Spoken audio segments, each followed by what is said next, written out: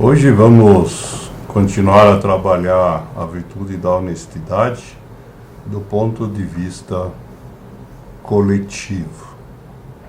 Essa tirinha que ilustra a capa é um exemplo de como que essa virtude é importante quando a gente participa de grupos, sejam lá de que tipo eles forem.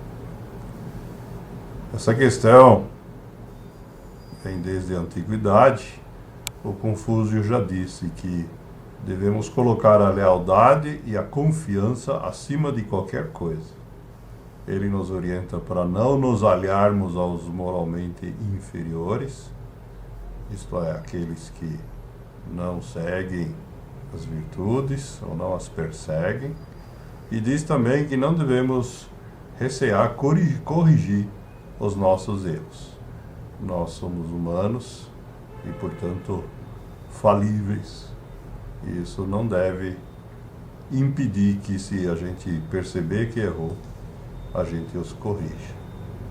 O Confúcio ainda nos lembra que palavras virtuosas, elas podem ser enganosas. Diz ele que nem sempre um homem de palavras virtuosas é um homem virtuoso. Existem pessoas que são mentirosas, mas têm um discurso extremamente virtuoso. Por isso que, conforme já dissemos várias vezes, precisamos observar com muito mais atenção os comportamentos e as ações do que as palavras das pessoas.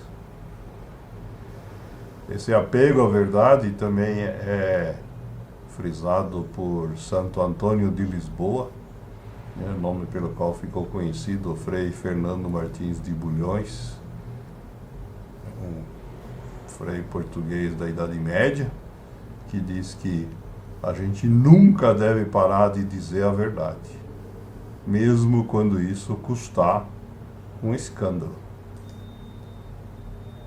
E essa questão de que a verdade eventualmente pode chocar alguns é um tema que atravessa a história. O George Orwell, pseudônimo do escritor Eric Blair, autor do famoso livro 1984, disse que numa época de mentiras universais, dizer a verdade é um ato revolucionário. Esse mesmo cuidado deve se aplicar também na questão da espiritualidade. Temos muitas pessoas que têm discursos ou leituras, mas que não as convertem em ações. O Buda disse: não importa quantas palavras sagradas tenhas lido, não importa quantas palavras sagradas tenhas dito, elas não servirão para nada se você não agir de acordo com elas. Essa questão do enfrentamento da verdade também é abordada por Santo Agostinho, um dos primeiros padres aí do começo da organização do catolicismo, no final do Império Romano, que diz assim: as pessoas costumam amar a verdade quando esta as ilumina, porém tendem a odiá-la quando as confronta. Esta relativização da verdade, baseada no gosto pelo conteúdo da verdade, é que gera essa dificuldade. Isso é uma das questões que cada um de nós tem que ter consciência quando acontece, para poder trabalhar na prática em relação à honestidade.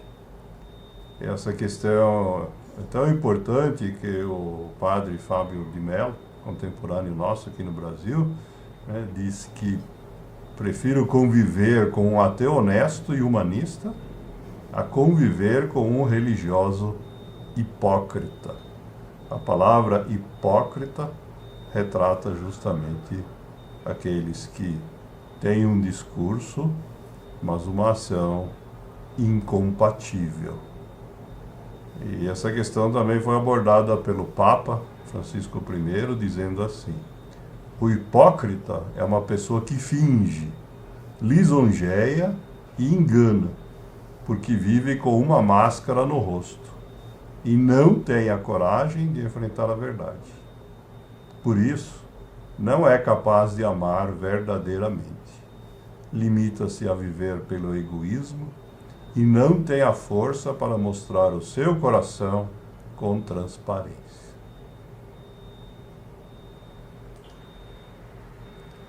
A professora Lídia Vasconcelos tem essa frase aqui que complementa essa colocação, alertando-nos para o fato de que, se em algum momento tinha medo das pessoas que não faziam o bem porque não acreditavam em Deus, hoje em dia ela tem medo das que fazem o mal em nome dele. São os hipócritas exacerbados.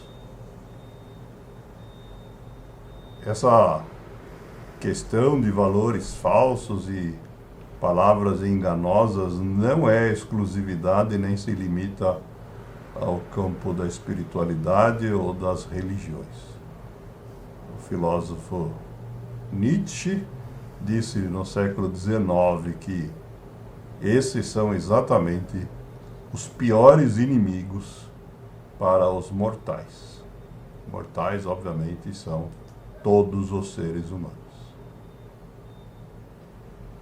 E a Eleanor Roosevelt, diplomata americana que já citamos diversas vezes, diz que esse trabalho da gente enfrentar a verdade através da experiência, com honestidade e coragem, é exatamente o processo através do qual nos construímos o nosso caráter.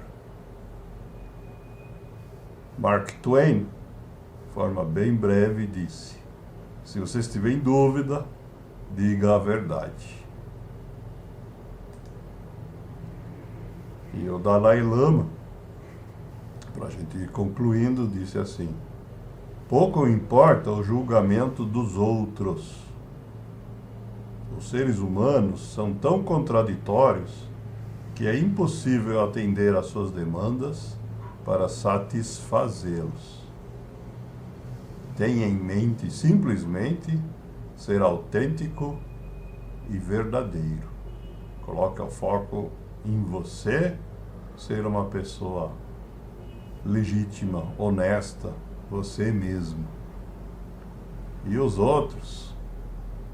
Bom, os outros irão se agrupar em função das reais características da gente. Evitando as máscaras, nós conseguimos então nos juntar com as pessoas que de fato merecemos. E como última frase de hoje, temos uma frase do psicólogo francês Lacan, que nos lembra que esse processo é imperfeito. Diz ele: eu sempre falo a verdade, não toda a verdade, porque não há como dizer tudo. Dizer tudo é literalmente impossível, porque as palavras falham. No entanto, é através dessa impossibilidade que a verdade se agarra ao real. É através dessa dificuldade que a verdade está conectada com o mundo real, dentro do qual nós desenvolvemos as nossas ações no dia a dia.